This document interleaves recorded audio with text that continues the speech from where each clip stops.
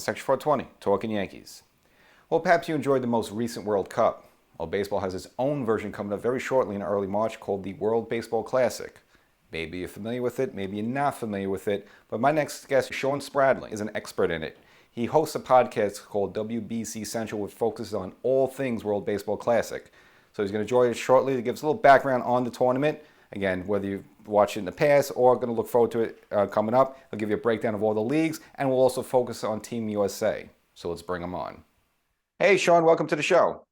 How's it going? Going well. So Shawn Spradling, people can follow you on Twitter at Shawn_Spradling, and of course a TikTok as well, Shawn Spradling Crunch Together. And again, go there for daily updates on the World Baseball Classic, which is just around the corner. So again, appreciate you coming on to the show. Yeah, no, this is super exciting. I'm really, I mean, I love talking about the WBC, so I'm always down to. All right, and I also saw on your Twitter page that you're just about to release your podcast, WBC Central. It's going to be all things World Baseball Classic. So I just wanted to give us a little sneak preview of that. Yeah, for sure. So, just started a podcast. The first episode actually comes out tomorrow, Tuesday. It's under the Baseball Isn't Boring brand, like the podcast network with Rob Bradford.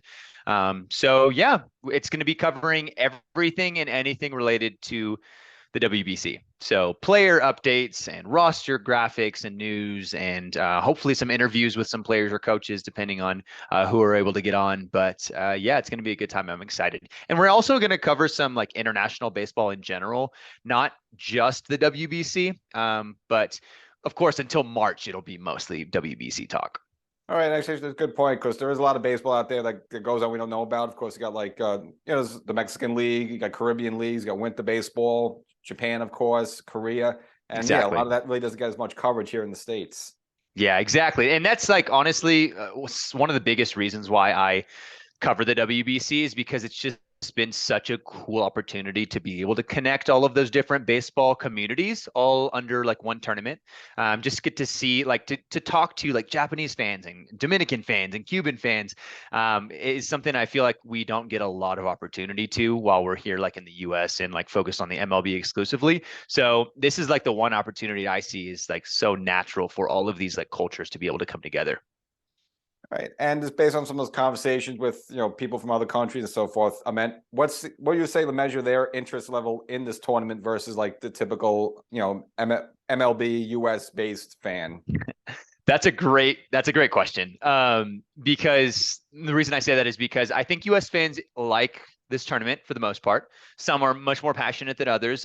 Some people don't even like it at all, just because it takes away from spring training and like they're more focused on their MLB club, which is totally fine. Like I get it. Like I grew up loving the MLB and watching the World Series. So like I understand that. But if you go to like the Dominican Republic or you go to Japan, this is their World Cup. Like Japanese fans, this is everything. Like this is their World Cup for them. And so I think while US fans are still getting used to the tournament and like the idea of international baseball, other countries are completely bought in. Like Cuban fans love the WBC, Puerto Rican fans, Dominican fans, obviously Korean and Japanese. So yeah, I think the interest is really, really high in other countries. And I think the US is catching up though. Yeah, and I remember just a couple of years ago with Robinson Cano when he was with the Yankees. Like they used to complain he was too lax days ago. Like he was sleepwalking there. But when he was on the Dominican team, he was on top of the steps and pumped up. He just saw like a different type of player. So yeah, it just seems like much more energized for whatever reason than compared to like your typical US player or fan. Yeah, it is. It's a completely different brand of baseball. I don't know if you got to watch any of the World Cup, but seeing players play for the national team with like all of that pride and honor and respect and like energy that comes with like wearing your flag is totally different from like just regular season MLB games. So like you said, like with Robinson Cano, or like we're going to see for example, on the Dominican team, Juan Soto or like J-Rod, who already show passion, but it's going to be like next level, or guys that are maybe even more reserved, like Christian Javier on Team Dominican Republic. My guess is that just being around like his brothers, like this team that he gets to like have the pride of his country is going to really amp him and like guys like him up a lot. And for people, again, I think most fans are familiar with the World Baseball Classic. But in your words, what would you say? Is it more like the Olympics or more like the World Cup? Like, how would you describe it? Yeah, great question. I think it's much more like the World Cup and at least geared towards being like the Baseball World Cup. Like I think a lot of people even want to call it the Baseball World Cup because that's really what it is. The Olympics, it was hard because it's in the middle, it's the summer. And so it's in the middle of the MLB season and the NPB season and all of the like the Mexican season. So none of the MLB players ever played in the Olympics. So while it was still really fun to watch and we got to see like the best of the best from Japan and Korea and Cuba, we never got to see like a fully strengthened US team or the Dominican Republic because all of their players were in the US playing in the MLB. So I think it's much more like the World Cup to where we get the best of the best playing for every country rather than the Olympics, which is a little bit more of like an amateur slash professional competition. That's a good point. And just your personal experience. So, this actually kicked off in 2006. At what point did you get it hooked onto this? Was it right away or just took some time? Yeah. So I wasn't old enough to like remember the 2006 or 2009 World Baseball Classic. I was in high school for the 2013 one. So watched a couple games in 2013, but then really watched it in 2017. And then just since then, I've done some like research and watching like old games that I didn't get to watch when I was younger. So 2017 was when I like first really got hooked. All right. And it's kind of interesting because that was actually the last tournament. And of course, with COVID and stuff, it's been, it's almost now 5 years. So you think that's actually helped it now just to build up because it's been a long time since the last, tournament. Yeah, I think so. At first I thought it would hurt it because it was just like so long that people would forget about the WBC between 2017 and 2023. But I think because people enjoyed it so much in 2017, everybody's excited for the classic this year. And the fact that it's like been even longer and delayed has just made everybody even more antsy. And also like all of the teams are completely different. Whereas in the World Cup, it happens every 4 years. And so you see a lot of the same players play from one World Cup to the next. But with the WBC this time, since it's been since 2017 until now, 6 years, most of the players that played in the last tournament are not playing in this one. There are some exceptions like Paul Goldschmidt, Nolan Arenado on Team USA, but this is definitely a fresh start, and we're seeing like the best of the best from every country. Yeah, and I just think they also added interest that we had such a crazy offseason with these big contracts going to get, Yeah. baseball's pretty much been in the news since October, really nonstop. And it just really, this almost bridges it right to the, WBC. Oh yeah, I think so too.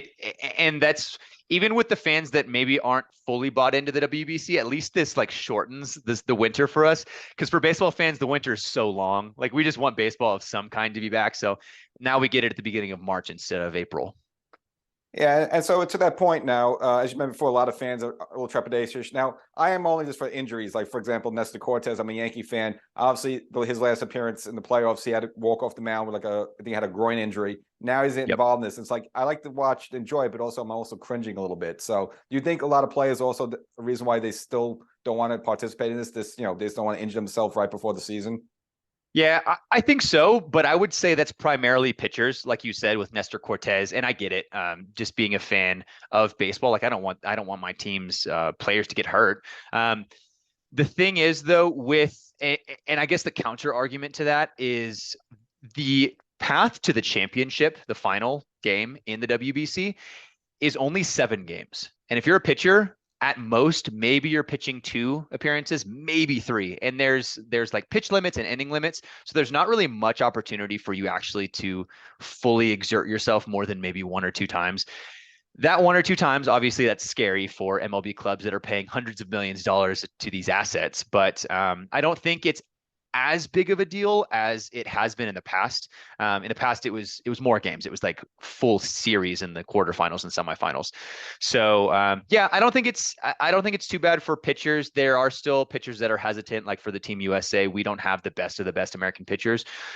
A lot of the other countries do, though. For example, NL Cy Young winner Sandy Alcantara, he's playing in the WBC for Dominican Republic, or both of the Astros guys, Christian Javier and Framber Valdez, who went all the way to the end of October.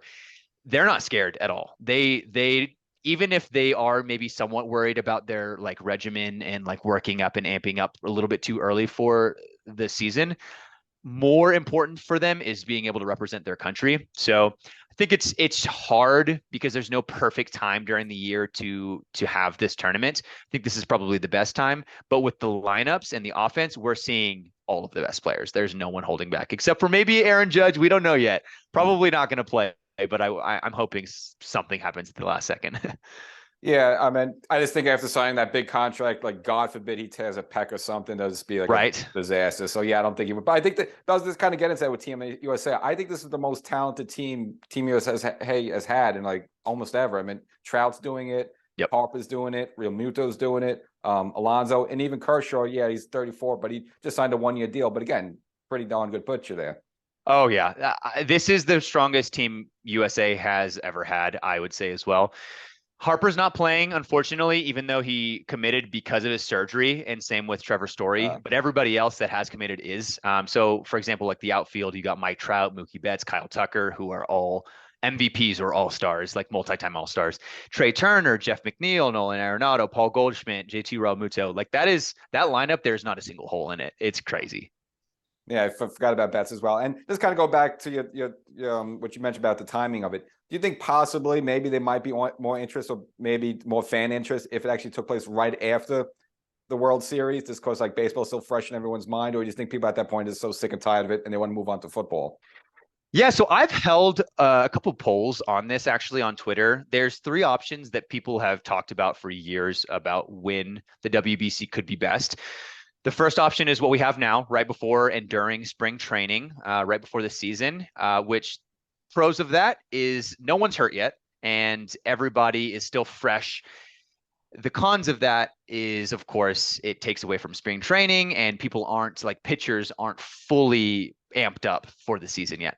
The other two options are an extended extended all-star break where you would just like extend it another week so that those players are already in mid-season form and you don't have to worry about them amping up or like being too torn down at the end of the season. The hard part of that is there's no break then for those players. They don't get an all-star break. And then at the end of the season, especially for the players that go after the World Series, the hard part is that like they're just so taxed. So I think could be good for position players because you got guys that play in the winter league anyways, but pitchers, it's still going to be hard because I don't know if many teams that will want their pitchers to pitch in November. I would agree with you, and I think the whole midway thing, kind of the way the NHL does it. Yeah. Again, God forbid a play like you have a first place team and like one of your stars gets hurt midway, and then like your team, the rest of the season tanks. Yeah. I don't think I'll see that as well. So yeah, like you said, the most logical way, maybe it's not ideal, is before the season starts. And again, and at least play gets maybe a week and a half with their team when they get back to spring training to at least hey guys, I'm here, and then let's start the season. Yeah, I agree. There's no perfect time. Unfortunately, there's always going to be the scare of injury. Hopefully the inning and pitch limits help ease those scares a little bit. But I think the best time is probably before the season. All right. So as we went forward, it's between March 8th and the 21st. So looks like, they have 4 locations: Taiwan, Tokyo, Phoenix, and Miami. So I guess maybe just give us a breakdown of how the league is set up and how it works and how to get to the final tournament. Yeah, let me go ahead and pull up the pools really quick because it's pretty cool to see the way that the pools are broken down. So the way that it's going to work is there are 4 different pools, A, B, C, and D, as you mentioned, in 4 different cities, which is different from the World Cup because in the World Cup, everything is in the same country or the same city. I think ideally someday it will be all in one city, but for now, because there's such a regional difference between like East Asian baseball and the US, for now it's like easier to split it up. But for Pool A, we have Taiwan, Netherlands, Cuba, Italy, and Panama. And we can talk through any of these if you'd like. But Pool B is Japan, Korea, Australia, China, Czech Republic. Pool C is USA, Mexico, Colombia, Canada, Great Britain. And then Pool D is what people are calling the group of death. Puerto Rico, Venezuela, Dominican Republic, and then Israel and Nicaragua. So. Gotcha. So now, are there any exhibition games before the start, or they just kind of kick right into it? Yeah, there are actually, which is pretty cool. Each country has their own exhibition games that they had to schedule. And a lot of the teams, a lot of the countries that are playing in the pools that are in the US, like in Miami and Phoenix, they're actually playing against MLB teams in those exhibition games as like spring training games. Oh, interesting. So, and I'm kind of agree with you on that one. I think actually it would serve better maybe in the future where they have it all in one place, like the World Cup or just like the Olympics. Like, I think a lot of fans would actually want to like go to all the games, or just they'll fall in love with one of the teams and Yeah. go to all the games. But I think if you're playing one game in Taiwan, then you're over here and you're over there. I think it's hard for fans to really want to follow one team. So I think at some point they should bring it into it. Obviously, it would have to be a one place like Phoenix or Miami, in March. Yeah, I agree. I think that'd be ideal because then you don't have to worry about traveling from one place to another. Or, for example, like Cuba is playing in Taiwan for their pool round, but if they make it past the quarterfinals, then they'd be all the way back in Miami. So, kind of hard to go back and forth, but yeah, I think ideally you want them in the same city. Yeah. And I was kind of poking around the website just look at ticket prices. It said like not available. Do you have any idea like what normally ticket prices are for this? Dude, yeah, the ticket prices have been kind of all over the place, and honestly, a lot of games are already sold out. Like they went immediately, especially in Tokyo and Miami, for like the big games. I haven't looked too much at recent ticket prices, at least on this like the secondary market, but they went fast. Gotcha. And in terms of like the rules of this, obviously, MLB this upcoming season is gonna be a lot of new rules with like the shift and challenging plays, replays. Are they bringing any of that into this World Baseball Classic as well? Yeah, I don't think that they are bringing most of the rules. One that they are is that three batter minimum. I know that they're going to implement for pitchers. I don't know if they're going to do anything with the shifts. And frankly, the WBC rules have like the rule book's kind of been pretty private. It's not really posted anywhere. It's still very like internal for the federations. So I don't know for sure, but I do know about the three batter minimum and like there are pitch and inning limits. But other than that, most of the new rules in the MLB, I don't think will be in place. Gotcha. And not sure. I don't remember. Of course, obviously, you figured to be with DH and no pitchers hitting, correct? Yes, yeah, they'll have a DH. Okay. And just getting back to obviously you mentioned before the I guess you call it like that League of Doom, League of Death. So who's your picks? Like obviously maybe who's gonna be the top two or three teams, do you think? Or maybe who's gonna be a Yeah. surprise team?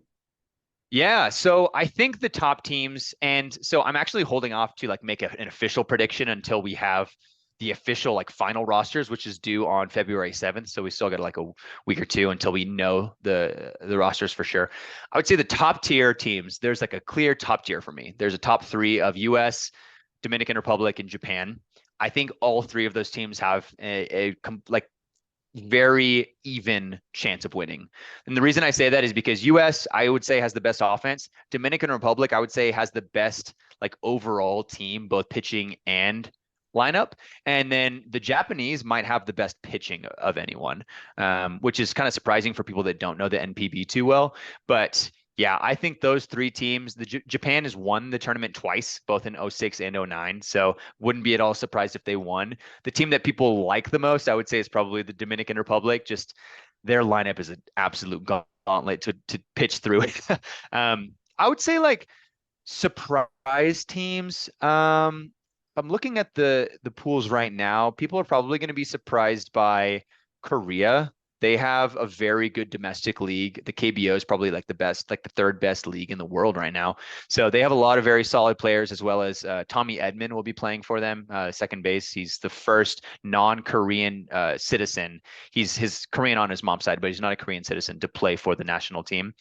Other countries, I think Mexico is going to be pretty surprising. They have a very solid roster, and I think this is the best Mexican team we've ever had in the WBC as well.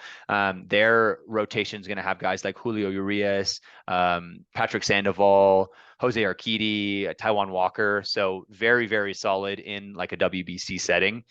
And then let's see, Netherlands. Netherlands is really good as well because they got guys from like Aruba and Curacao. So, for example, like Jerkson Profar and Xander Bogarts. Gotcha. Now, and just get with these number of teams. Obviously, there's some places like, okay, I know Netherlands, but let's say like Italy, we just don't think baseball. Do you think it'd be better maybe if they had lesser teams, but maybe instead of like doing one-offs like football, have like a best of three or best of five, just so it's more like baseball where you have series versus one and done games? You're saying do I think it would be better if they had Have less series teams. instead? Yeah, less teams, Oh, but more like best out of three versus just one, one game and then you move on. less teams in the WBC? Yeah. Um, yeah, I think that could be better for mm, I don't know. The hard part about that is that if you reduce the teams, the whole purpose of the WBC is to grow baseball. And so they actually expanded. It's previously been 16 teams, and this is the first time it's 20 teams. So you do have a couple countries like Italy or like Israel or like Czech. Well, Czech Republic has a domestic league, but a couple teams that don't really have like a big baseball following or baseball culture in their countries. But by qualifying and playing in the WBC, it does grow the sport a lot in those countries. So maybe they won't do as well in this tournament this go around, but as the sport continues to grow, and for example, like Mike Piazza is coach for the Italian team, and they do have a lot of Italian Americans on the team. So hopefully Italian fans will be able to watch and see the team doing really well and get into the sport. That's the goal. So yeah, I think I do prefer it with more teams because I think in the World Cup there's like 30 something. So it's even less than that. But yeah, I don't mind having 20. Good point. And kind of mention how they fill up these rosters. So let's say, these countries can't get enough of the players. So what do they do? They have like a draft with MLB players. Like how do they able to fill up their rosters? That's a good question. So it's not a draft. Essentially, it's pretty confusing because the eligibility requirements are essentially if you are eligible for citizenship in this country or eligible for a passport, then you're eligible for the national team. So it's more of a recruitment than a draft. So that's why you see guys committing to play rather than like being drafted, I guess. So for the hard part and the confusing part of it is that the citizenship laws are different for every country. So where you got like guys like you have Japan, who has very strict citizenship laws, where it's like your parents have to be Japanese citizens essentially for you to be able to be a citizen in Japan, or same with Netherlands. On the opposite side of the spectrum is Israel and Italy, where guys like the Italian citizenship, essentially, as long as you can find someone in your lineage that was an Italian citizen at one point, you can be an Italian citizen. You kind of have to track it back, but you can apply for citizenship in Italy. So you got a lot of guys like Vinny Pasquantino, Anthony Rizzo played previously, Brandon Nimmo is going to play, Jordan Romano. You got a lot of guys that are either Italian, American Italian, or Canadian Italian that are playing for the team. Gotcha. And I mean, is there anything structurally, team-wise, or anything like you would like to ideally see in the future for them to roll out? Just to change things or make it better? Yeah, I think to make it better. And again, this goes back to what I had mentioned. The goal of the WBC and international baseball is to grow the sport globally. And so one of the controversial topics has been teams like Italy that takes almost all Italian Americans rather than like players from Italy. So I think ideally we want the sport to grow enough to where they can have their own domestic players on the team and they don't have to have a bunch of Italian Americans. I like that they bring the Italian Americans on the team because it makes the tournament and the team better. But ideally, I'm hoping that the sport will grow in places like Italy or Brazil, almost to qualified, for example, or Israel, to where they can have a good roster construction of not only Italian Americans, but also domestic players. I think that's probably a big thing. Other than that, I think the big things that I would like to see in the future is just more transparency and marketing for the tournament. Like I kind of have had to take the mantle of marketing the WBC myself on Twitter, and the MLB doesn't really post anything other than the US guys that commit, which I'm fine with, but it'd be nice for someone to do like a full 20 team coverage of the WBC moving forward and have more transparency with the rules of the WBC. Gotcha. And I actually even checked the Japan's roster. Is Ohtani playing for them? Oh yeah, he's playing. We got both Trout and Ohtani playing, which is funny because we might even see like a Ohtani pitching to Trout at bat, which would be so much fun. Yeah, I'm sure like Art Moreno will be cringing a little bit, just like, I guess hoping no one gets beamed and no line, line drives right Straight back at him. The middle there. Yeah. No, Japan's looking really, really good. They have all of their top guys from the MLB and Japan. Gotcha. And I mean, has MLB done anything different this year and years past to try to promote this game and promote this tournament? I think they've promoted it a little bit more maybe than in previous years. I haven't seen a ton of improvement. You really kind of have to follow specific accounts on Twitter if you want to like have WBC coverage. So, for example, like Hector Gomez covers like the Dominican team, or JP Morosi, like he covers a lot of WBC content. The hard part is though, like if you want to like any information on the Japanese team, is you got to follow like Japanese sources, and unless you know Japanese, you're not going to know what they're saying. So I've kind of taken that as I don't know, my account. I do a lot of translating, a lot of Google Translate to be able to get news from different countries and have that all under one account, so that if you follow, you can see roster news and team updates for every 20, like all the 20 countries. All right, and do we know yet like which guess channels or stations are going to cover it? Is it ESPN? Is it going to be TBS, TNT? Yeah, it's actually Fox has exclusive coverage in the US. So it'll be like Fox, Fox Sports, FS1, all the Fox networks, they'll cover the WBC, which is why you see like Fox Sports MLB account. They do post some MLB news, and like Ben Verlander, he's been posting a lot of WBC stuff because he works for Fox. Gotcha. And when they do air the games, is it a lot of live or is it a lot of tape stuff like the Olympics, like on NBC? A lot of that stuff is like, it's on like a 10-hour delay, sometimes 8-hour delay. Yeah, from my understanding, it's all going to be live. So I don't think that they'll delay it, even the late night games in Tokyo and Taiwan, from my understanding. But maybe they'll re-show them. I'm not sure. Gotcha.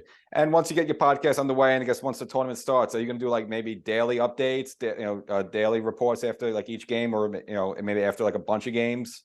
Oh yeah, I've been doing daily updates as much as I can up to this point. Once we actually get official roster news, I'll definitely be doing more as well. And then for the games, I'm going to be covering every game, at least, I mean, as much as I can. I'm going to try to watch as many games as possible, hopefully all of them, and maybe do some streaming, like live streams during the games, and just like maybe some articles, trying to cover the whole tournament. Gotcha. All right. Well, I appreciate this time with you. Love this insight about the WBC about that. Again, fans should check out once the podcast comes out, and of course, follow you on Twitter against Shawn_Spradling, and on TikTok, Shawn Spradling. And of course, once you launch your podcast, again, best of luck with that. And I guess it's going to be very popular because, again, you seem to be one of the rare guys that are really into this. So I think a lot of people are going to come your way. Thank you. Yeah, I really appreciate it. Yeah, you can see all those links as well if you go to my Twitter or any of my socials. I have a link tree with all of the different socials. So feel free to check them all out. DM me if you have any questions about WBC content. I'm happy to help. All right. And which team are you rooting for? I'm going for the US. I'm American. I born and raised, so Team USA all the way. I think there's a lot of countries that are going to be intriguing, but I'm a Team USA all the way.